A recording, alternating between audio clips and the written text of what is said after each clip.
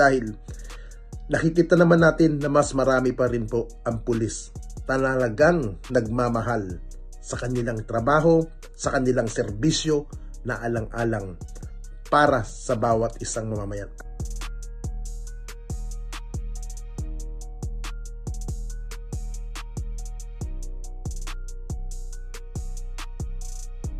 Pag ang pulis nasangkot sa katiwalian at yan ay nakarating sa pinakamataas o sa kamkrame, inaaksyonan po, tinatanggal po nila sa serbisyo ang isang personal na tauhan nila pag nasangkot sa katiwalian. Hi, isang magandang umaga po sa ating lahat. Ngayong araw po ng Miyerkules, October 23 tayo ngayon. Alam niyo mga kaibigan, pag-usapan natin itong mga lumalabas na mga balita na kung saan nung dating administration ni dating Pangulong Rodrigo Roa Duterte na kung saan nagkaroon ng project or operation na tinatawag na war on drug or tokhang sa ilalim ng Duterte administration.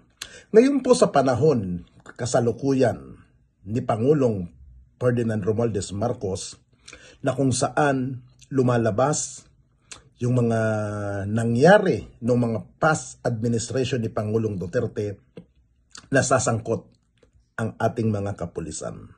Na kung saan itong mga kapulisan na nasangkot dahil sa nangyaring war on drug. Alam niyo po mga kaibigan, sa usaping pong ito, siguro po meron sasang-ayon, meron hindi sasang-ayon, pero lagi nating tandaan, madalas ko nga sinasabi, mas marami pa rin po ang matinong pulis sa kasalukuyan kaysa sa mga nasasangkot sa mga hindi magaganda. At wag po natin tatanggalin sa isipan natin, pag ang pulis nasangkot sa katiwalian at yan ay nakarating sa pinakamataas o sa kamkrame, inaaksyonan po, tinatanggal po nila sa serbisyo ang isang personal na tauhan nila pag nasangkot sa katiwalian. Alam niyo po, as isang PNP social media vlogger na sumusuporta sa ating kapulisan, personal nakakausap ko ang ating mga kapulisan, sa mababang ranggo, sa mataas na ranggo. Pag may mga ganyang issue na tatanong ko sa kanila, Sir, ano po ang iyong saloobin? Na kung saan ang isang kabaro po ninyo nasasangkot at minsan kahit wala kang kinalaman, nadadamay ka sa nagiging issue ng mga kasamahan nyo. Alam niyo, simple lang ang sagot sa akin ng mga kaibigan natin ng kapulisan. Nasasaktan sila. Dahil imbis na maging maayos ang tingin sa kanila, nagiging negative dahil sa mga ibang kababayan natin na idinadamay sila. Alam nyo, huwag natin idamay ang lahat ng kapulis. Dahil, haminitin ko sinasabi, mas marami ang matinong mga pulis kaysa sa mga gumagawa ng kabalastugan. Ang PNP o Philippine National Police ang siyang ating unang sanggalan laban sa mga kriminal. Sila ang tagapagpatupad ng batas at tagapagpangangalaga ng kapayapaan at kaayusan sa ating bansa. Sinisiguro ng mga pulis ang kaligtasan ng bawat mamamayan at pinoprotektahan ang bawat isa laban sa mga mapapanglamang at lumalabag sa ating mga batas. Ito ang kanilang sinumpaang tungkulin at yan ang kanilang trabaho at serbisyo sa sambayanang Pilipino. Marahil ay isa ka sa nagkaroon ng pagdududa sa ating kapulisan, lalo na nung nagdaan administrasyon kung saan ginamit ng dating Presidente Duterte at ni Senator Bato de la Rosa ang PNP upang may kasakatuparan ang kanilang uplantukhang. Bagamat nagkaroon ito ng negatibong impact sa imahe ng PNP ay hindi naman nangangahulugan na lahat ng kapulisan noon ay sumang-ayon sa kamali at maparahas na pamamaraan na ito. ng nakaraan administrasyon. Ngunit, huwag sana natin lalahatin o tignan na ang kabuuan ng kapulisan o PNP ay baluktot na organisasyon. Dahil hindi lahat ng pulis ay masama at hindi lahat ay tumataliwas sa kanilang sinumpaang tungkulin. Oo, bagamat meron mangilan-ngilan, pero ang mga ito ay pinapanagot na at nililitis na. Marami sa mga pulis na baluktot ay naaalis na sa serbisyo at nananahatulan na naayon sa ating saligang batas. Dahil tulad ng kahit na anong organisasyon, ang PNP ay nais din linisin ang kanilang hanay, kaya kapag may bulok na kamatis ay kailangan alisin at itapon upang hindi na makapanghawa pa ng kabulukan. Muli natin ibalik ang ating tiwala at kumpiyansa sa PNP. Malaki ang pag-asa natin na magiging maayos ang organisasyon na ito, lalo na sa pamumuno ni General Romel Marbel. Lahat ng hanay at mga departamento ay sinusuring mabuti at inaalis ang mga bulok na kamatis.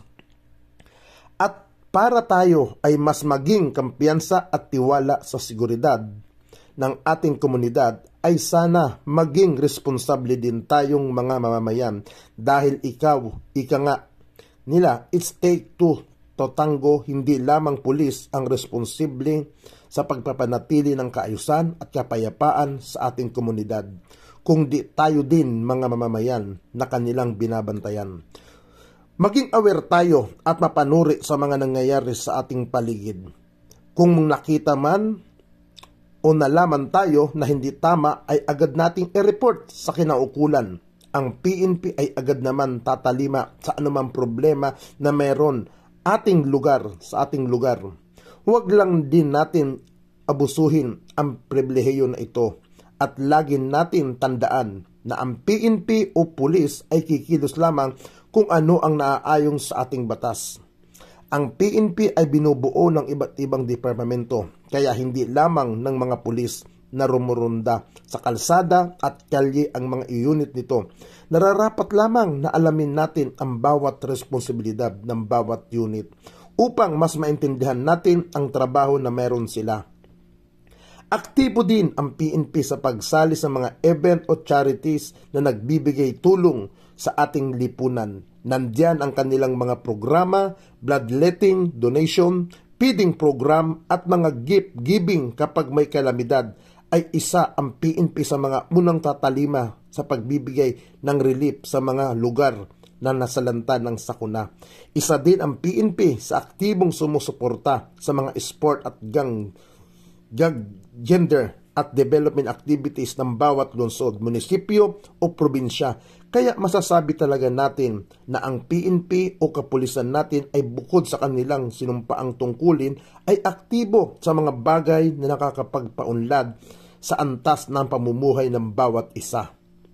Ngayon, marami na din ang bagong mga pulis sa madadagdag sa hanay ng PNP. Mga bagong graduate ng mga kabataan na siyang pag-asa ng ating bayan. Kung anong tiwala at kumpiyansa natin sa pag-asa ng ating bayan ng mga kabataan ay siya din sanang ibigay natin sa mga bagong kapulisan na ito. Bigyan natin sila ng pagkakataon na ibigay ang serbisyo sa ating mga Pilipino. Higit sa lahat, ang respeto natin bawat isa ay magnibabaw. Kaya mga kaibigan, lagi natin tandaan, malaki ang ating magagawa. Malaki ang ating tulong sa ating kapulisan. Ang pagtitiwala ay ating ibigay. Tiwala tayo sa ating mga kapulisan dahil sila po ang ating masasalalapitan sa oras ng kailangan natin ng tulong nila. Kaya mga kaibigan, hindi man perpekto ang hanay ng kapulisan, pero mas marami po ang matino. Na maraming pulis na totoong dedicated sa kanilang serbisyo, sa kanilang pinasok na propesyon para sa kaligtasan ng bawat isa. Kaya napakahalaga po. Kasi kung wala po tayong tiwala sa lahat ng kapulisan at lahat idadamay natin sa gumagawa ng hindi maganda, saan tayo lalapit? Sino ang tutulong sa atin pag kailangan natin ng police assistant? Di po ba? Wala tayong malalapitan. Kaya mga kaibigan, kung may kailangan kayo at may nakikita kayong hindi magandang gumagawa sa inyong kapaligiran at ayaw nyong maging biktima, sa pulis po tayo magtiwala. Hindi po mahirap magbigay ng tiwala sa kapulisan dahil nakikita naman natin na mas marami pa rin po ang pulis talagang nagmamahal sa kanilang trabaho, sa kanilang serbisyo na alang-alang para sa bawat isang mamamayan. Ang sabi nga ng ating kapulisan, ang gusto ng pulis, maging ligtas tayo sa lahat ng uri ng kriminality.